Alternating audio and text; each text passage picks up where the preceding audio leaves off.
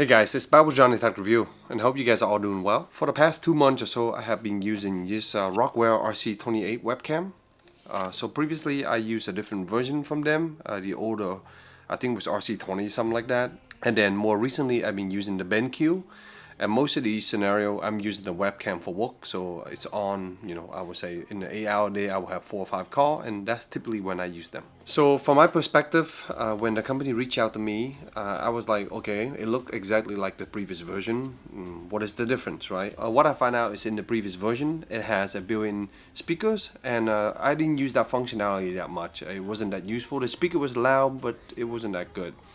And the difference between that version and this version is that this one, it has what they say 2K AI assistant. Again, I think that's just marketing. I don't know what AI, and there's no software or anything that come with it. More or less what I do find is that this unit has a really nice microphone setup. From my perspective, the microphone I usually use is a Yeti mic. So it has really good audio, and then in this version here, it has a directional microphone, and that microphone is in the front here. As far as video quality, it supports 1080p at 60 fps, and it supports 2K at 30 fps. So for my use case, I typically use 1080p for work, and that works pretty well. But yeah, the focus here and the part that I was interested in was how good is this microphone. Before we dive into that though, let's talk quickly about the unit. In the back you have the USB port, and that's USB-C, come with a cable, and you can plug that in. So here on top you have a little physical switch that allow you to disable the camera, so that means it physically close the lens and also disable the camera in the software, so camera will become unavailable. And of course, same as the previous version, you have a lot of functionality to be able to tilt, pivot, do every direction, possible direction. So in terms of the picture quality, I'll let you see the video themselves so you can get an idea of it. So this is what the video and the audio sound like, and it also what it look like with this lighting condition. I'm going to put this down, and you can see now have a better focus, just like that. Again, same video, but this is now 2K with 30 fps instead of 60 fps. Again, focus, away. Let me try something else real quick here, maybe the phone. Let's see if it's challenging focusing on the phone. So another quick example right now with the blind being down a little bit more, different day, and this is about mid-afternoon.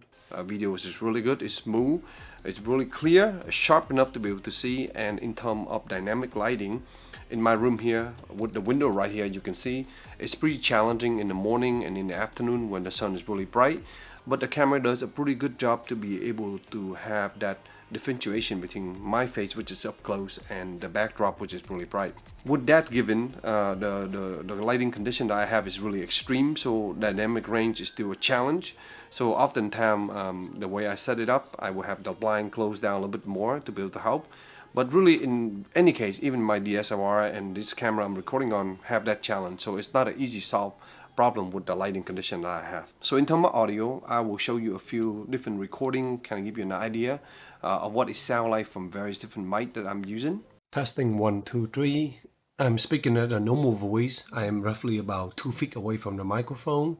This is what it sounds like. This is using the Rocware RC28 microphone. Now I'm switching to the Yeti mic, roughly around the same distance, and I'm using the Yeti mic now. And you can see now, the audio on this is actually pretty good. I left it standard. I did not boost the video or anything like that, or the microphone. So what you are hearing is exactly what is the other sides or other people in my company that are working with me can hear. So for the Yeti, of course, I have a gain knob that I can turn it all the way up. I typically leave the Yeti mic in about midway, so about 50% gain or so like that. In this case, this one was a little bit louder just by default. Again, I did not make any changes. But not only it's louder, it's really, I would say the dynamic, it's really clean, right? People can hear my voice well. I never have a problem with it. So the way it's able to capture my voice and being able to kind of zone out the backdrop sound is really good because of the way this mic is set up. So they claim this to have, a studio quality mic, and more or less what that means is just have a cardioid directional mic, right? So you have a microphone in the back and in the front, and it's able to kind of position itself and be able to pick up your voice very clearly. So as long as this thing is pointing at your face, you're gonna get really good audio out of this, guys. So this is the software that you can download from their website. More or less, it's just a standalone software that you can run. If you go to the effect screen, you have other options here like auto framing, which automatically zoom in and kind of focus on the subject. So that seems to work okay. I'm going to leave that up. I like the full screen. Under audio, we have a few more options like smart AI audio, these type of thing here. Again, I didn't know any of these and I just left them alone. Seem happy with the sound output. And then if we go to video, we have a few options here for camera control, exposure, contrast. You also have a field view here you can crop in. There's a different setting here for meeting and live. Again, they didn't change too much here when I use it.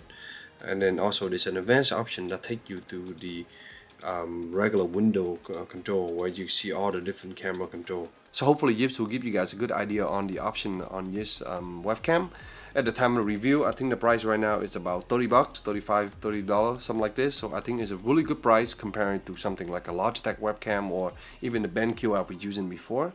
The BenQ has some really good high quality stuff and it comes with software, but at the end of the day, I use the webcam like the way it is. There's a webcam plugged into Teams or whatever it is, Zoom, and it works fine. So from my perspective, if you are looking for a general usage for a camera, this is a pretty good camera. Now with the addition of a really good microphone, that's really good to pick up your voice in video conference or thing like that. So I hope that gives you guys a good idea and impression of this unit along with some of the sample playback.